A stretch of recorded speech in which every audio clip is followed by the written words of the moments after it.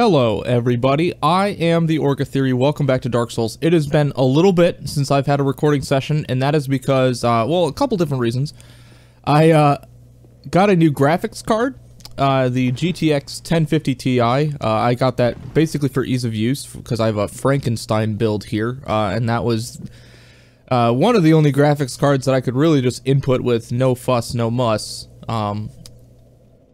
But it's a huge improvement. But part of that, I was reinstalling drivers and I discovered issues with Windows. So I decided to do just a fresh install of Windows. I hadn't done it in a few years.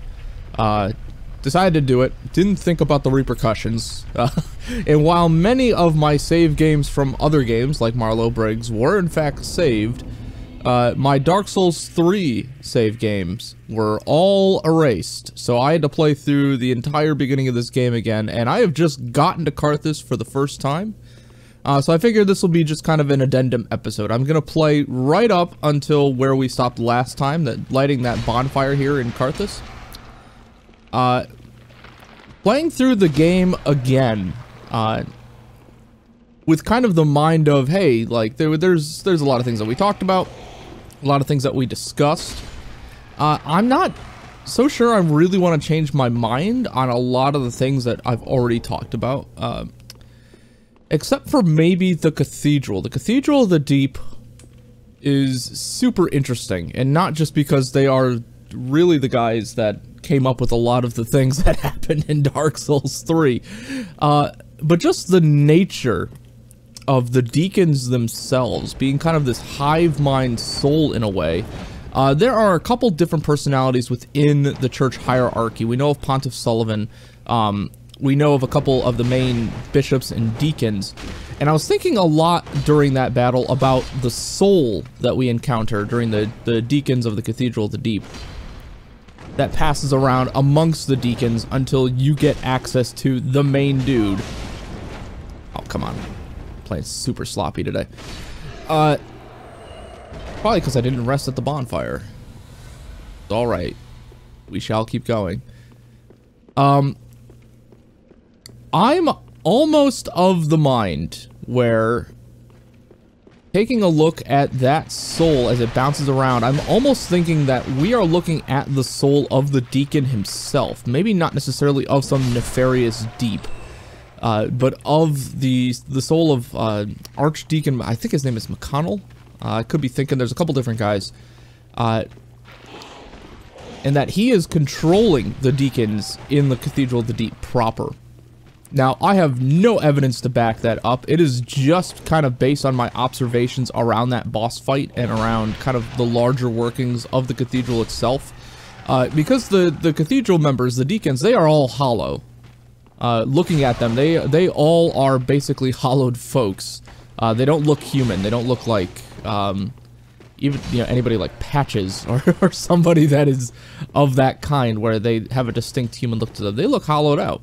So I'm wondering if maybe that was the cathedral solutions to the undead problem, because predominantly throughout all three games really, the rulers of the land were searching for solutions to the undead problem, because it is a problem. You know, you've got people that can't die, and the more that they die, they become closer to hollowing, which is about as close to zombification as it gets in these games.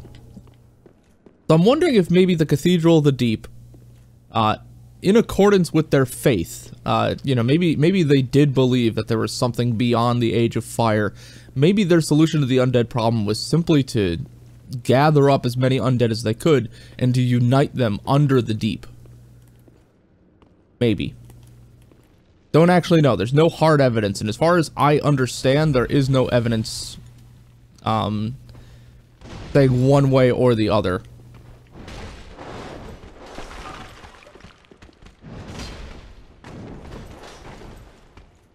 Now, one thing you'll note about my character going forward is that I have done a heavy amount of leveling up. And I wanted to do that. It wasn't something that I kind of just did accidentally. It was something that I really wanted to do, just to make some of the playthrough a little bit easier going down the pike. Most people that are going to be watching this video, they've probably already seen a Dark Souls 3 LP, and they've probably already seen how challenging this game is. I am...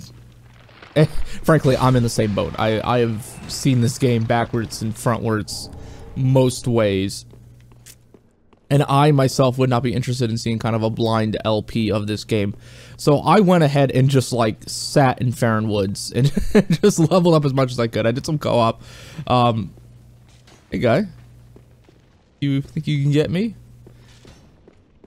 And so I'm sitting at about, I believe, level 70. It took me forever to get here, but I'm sitting about there. I'm sitting on a +7 Zweihanda. Decided to stick with the strength build. I am actually really enjoying strength weapons. Man, I'm getting a ton of shards now that I actually need them. But you'll notice that I might have a little bit easier encounters going forward, and that's why. I basically just pumped into strength, into endurance. My vitality is off the charts, as you can see. So if you're wondering where that came from, that's where that came from. It's not from anything that you guys did. It's not anything from what I did. It's just, especially going through the game again. I just put on a couple podcasts and just went to town. I think I cleared just about all this stuff. No, I don't really want it. Let's go this way. Our favorite skeleton, bro. Skeleton warriors, da da da da da. Wants to come back. You want to come back. Too bad. Anybody else want to mess? So we are continuing now through Carthus. And I did not do this initially, going through Carthus. I did not talk to Henri. Oh, hello. How very fortunate. Have you seen my companion, Horace? To my shame, I was snared by a trap and we've become separated. I've not been able to find him since. I haven't seen him. Horace is a valiant knight. He can look after himself, no question. He's That's good. Searching for me right now with twice the resolve. If you happen upon him, please tell him that I remain in the catacombs and will lay prism stones to guide him, as always. Please send him my word, I beg of you. All right. May the flames guide your way. I will do that for you, Henri, if I happen to bump into the guy. So at this point, Henri's story starts to take a darker turn. Her quest initially is pretty noble. Oh, damn it.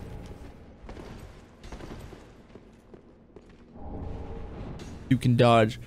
Henri and Horace, as we've talked about in times past, they were slaves, thralls under the Cathedral of the Deep. Because what the Cathedral of the Deep were doing were they were raising children to be fed to the Man-Eater, who is Saint Aldrich of the Deep, who is one of our big-time Lord of Cinder dudes. They somehow managed to escape, and they have made it their quest to punish those that enslaved them. So we met them in the Cathedral of the Deep. Man, you guys took a tumble, huh? Oof! Hoping to dodge through that. Come on, get back together.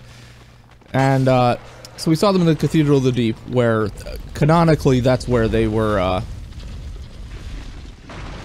bumping heads with the Deacons of the Deep. They're searching for a way to get to Aldrich, and they thought that maybe he would be at his tombstone. He was not. We also were probably thinking the same thing at that point. And since he's not there, they were pointing in the right direction. Oh, jeez, I bumped right into it. Hate these dudes.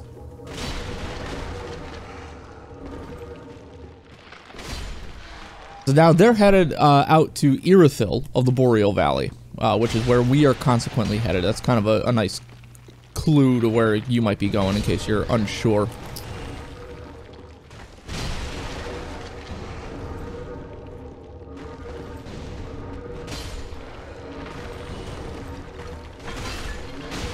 There we go.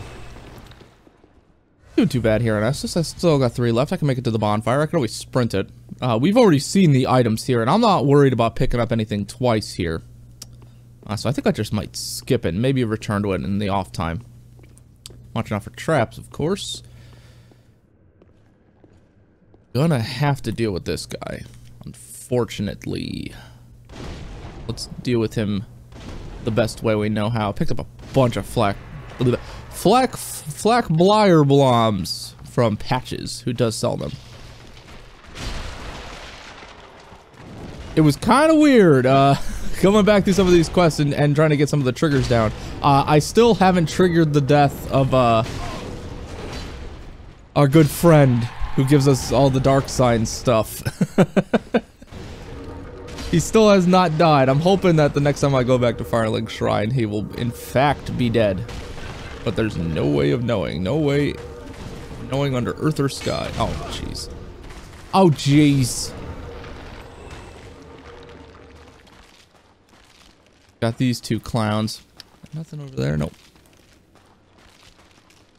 Actually. There we go. Easy sell. It's the same trick that they did in Sen's Fortress. Another trap heavy place. Oh jeez. Again.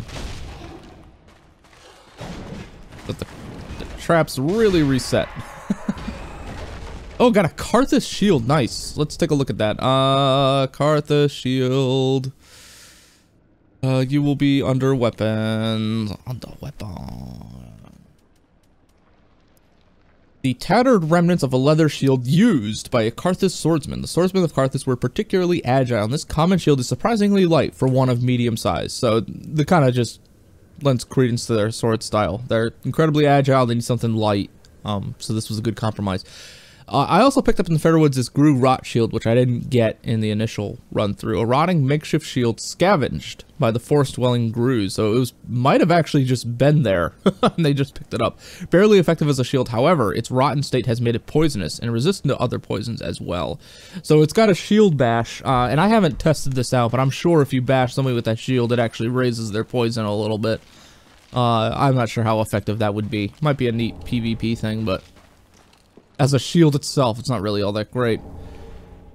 Ember, don't fall in the hole quite yet. What's up, buddy? Lodge shot, which we will need at some point. And here we are back at our friendly bonfire. So I'm gonna just swing back to Firelink Shrine and keep it on camera. So that we can see if our good friend has died again. We'll run through that lady's dialogue, because I would like to see her again.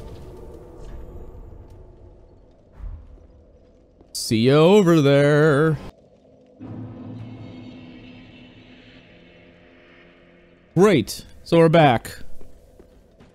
Does he have anything to say? You oft the Lords of Cinder, the undead. Oh yeah, I did, didn't I? So that's how they're delivered to their throne. And I believe we've already seen this. He is really surprised that we beat the Undead Legion. Oh, and Morn is here. Great. So we'll talk to him too. So, as we talked about, this guy is a member of the Undead Legion. He actually has their armor set on right now, and he's got their sword set, the Undead Legion sword set. He was probably a member of the Undead Legion, maybe not an Abyss Watcher, so to speak, but certainly knew of those guys and probably followed them. Let's go talk to Morn, because we haven't really updated her quest in a while. I know you. Been some time since we met in person. I just dropped in to see how she's getting on. Now, what are you playing at with this circus? This cesspool of doddering old folk and degenerates? Couldn't be better. She must fit in perfectly here. Yeah, that's a weird relationship. Still can't quite figure that out. Kareem is known for being kind of vile and backstabby. there's a lot of really painful things that come from Kareem. Earl Arstor of Kareem was responsible for the bite rings and the purging stones, where basically trapping souls in a ring or an item so that you can transfer certain powers onto them. In the case of like purging stones, where it actually, like, because the way curses work in Dark Souls is that there's no way to get rid of a curse. Once a curse is cast, there's no solid way to get rid of it. But what you can do is you can transfer it onto another thing. So Earl Arstor of Kareem was like, oh, okay, well, we'll just create these stones that have the souls and like essences of these people within them, and we'll just transfer the curses onto those things. That'll be neat. Really messed up country.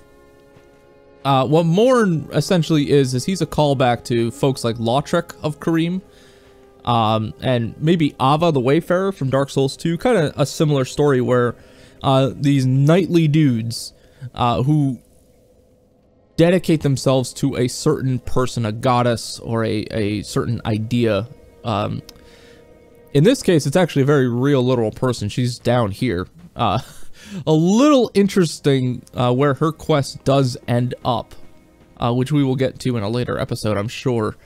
Makes me think about the nature of these guys from Kareem and the Firekeepers, specifically. Especially if you played Dark Souls 1 and you know what Lautrec does. Okay, great, he's dead. And here she is. I was a little worried because I had the 5 dark sigils, but he hadn't died yet. And I was like, okay, well, what's the trigger? But apparently found the trigger. Art thou good Yoel's master? Yeah, Yoel, I'm of Londor, a close friend. Thanks good. To thee. Allow me to express my great. Thanks for the dignified bow. That a lord bearer for the time, and I. Great, thank you so much. So we've got a couple different things here. I might buy. Oh, I don't know. The Londor Braille Divine Tome would probably be the best thing for us to buy, and it's super cheap. First spoken by Liliane of the Sable Church. I'm trying to remember who the 3 sisters were. There's this one. Then there's the one from the Ashes of Ariandel DLC. And then there must be Liliane, so that must be the 3. Give this to a storyteller to learn miracles of Londor. This is a forbidden tome as it offers salvation to all hollows and conversely curses all things living. Interesting. We're going to give this right away. Till we meet again. Right with Morn in the room. See what he does. Our good friend Grey Rat is here. Our good pyromancer friend. Because I'm running on such low intelligence, I couldn't get him to come with us. So we're not even going to bother. His quest line, the quest line of the major shopkeeper NPCs in this game is really lackluster. Most of these guys just don't do anything. Oh, Champion of Ash, do you wish to hear a tale? Yes, I do. I want to give you this tome. What's this? Champion of Ash, this divine tome is forbidden. These are dark tales of things that lurk deep within men. These stories would not please you. Of course, if you insist, I will read them for you. Only... oh, they frighten me so. Sorry to do that to you, lady, but... creatures that nibble at me in the darkness. So she gives us a couple new things. Deep Protection we got. Deep Protection and all we got from the Deep Tome. Dark Blade, Miracle of the Sable Church of Londor, reinforces right weapon with Dark. The third daughter, Liliane, one of the founders of the Sable Church, is said to recount tales that portray the suffering and conflict of hollows. So it manifests itself in a buff for your blade. Vow of Silence, which is a really interesting miracle. Members of the Sable Church are all trained swordsmen, each sworn only to their weapons as they bear the leaden silence of Londor. Prevents spells in vicinity, including one's own. If I recall correctly from my Dark Souls 1 lore, and it has been a while since I've really properly done a lore run of Dark Souls 1, Vow of Silence was originally a miracle of Velka. So wondering what the connection is there between Velka and the Sable Church of Londor. There are other connections to Londor, which are a lot more obvious, and I'm sure we'll get that in the last DLC with the Ringed City. And Dead Again, sacrilegious miracle of the Sable Church of Londor. Bless corpses, transforming them into traps. Londor, the Hollow Realm, is a society of undead, comprised of the corpses and shades of those who led unsavory lives. Is such blessing really something one must ponder? Whew! So, they took a lot of the hexes from Dark Souls 2 and they just converted them either into miracles or sorceries to just simplify the process, but this was one of the ones that came out of Dark Souls 2. What it does is if there are dead bodies on the ground around you, you can turn them into traps. So as other enemies come over and step onto them, they actually will just explode. Really handy for some hectic situations, especially back at Lothar Castle, where there are a lot of undead that you can kill quickly and then bait other stronger undead into them. Kind of an interesting question at the bottom. Is such blessing really something one must ponder? Society of undead comprised of the corpses and shades of those who led unsavory lives. Wondering what that blessing is. Could it just be nothing? Could just be the fact that they're undead. Journey. I pray for you. Could just be that they're undead, because that in itself is kind of a gift. So this is going to be a shortish episode. I intended it to be a shorter episode, just to kind of catch up. There was one thing that I wanted to do real quick, and it has to do with the Ashes of Ariandel DLC, and something that I talked about when we first went through the Cathedral of the Deep when we got to the Cleansing Church. So we will go there now, just so I can talk about it a little bit. I will see you all there. Mwahaha. Merciful goddess, mother of the forlorn, who have no place to call their own, please bear witness to our resolve. Fire for Ariandel. Fire for Ariandel. And the ash to kindle flame.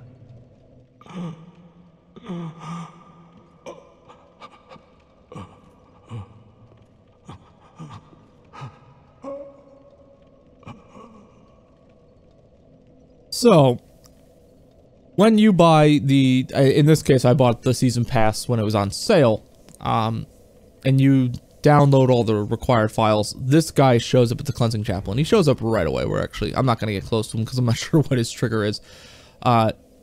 Dressed up in kind of a knightly armor, he's got a hood on, he's certainly all decked out, and he's praying. And he's praying to the mother, the goddess of the forlorn, who, if you remember from Dark Souls 1 lore, the painted world of Ariamis had a number of prominent figures actually inside with connections to a lot of different folks, but the biggest connection was probably to Velka. There's a lot of crow imagery in the painted world, and Velka as the goddess of sin had a huge impact on many of the events of Dark Souls 1. A lot of implied events. It's heavily implied that she was involved in a number of different things while the initial events of Dark Souls 1, kind of the backstory, was going on. One of the big things that Velka was responsible for was justice and sin and the dispensing of sin. One of her statues in the painting of Ariamis from Dark Souls 1 was of a motherly figure holding a child to her leg. And when I came through here originally, I made note that, yeah, there's this big, fuck all deacon of the cathedral thing right here. But in the back, there was this statue of a woman, a hooded woman, with her palm to her face, looks as if she's weeping. We talked about that a little bit, and I assumed that it might have been Rosaria.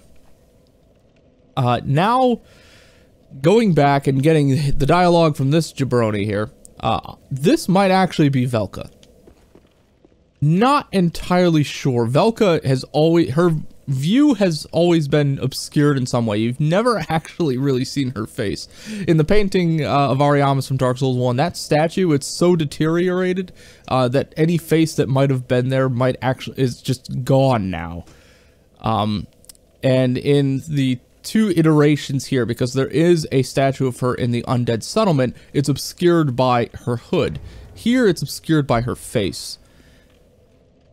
And that would fit in well with her being the goddess of sin. Because if her job is to mete out judgment and punishment for sin, you would be really hard off if she was looking directly at you. So it would make sense that in the imagery of her, her gaze would either be averted or obscured in some way, and why in the painting of Ariamis, it would be actually visible, even though her face is just screwed up and deteriorated.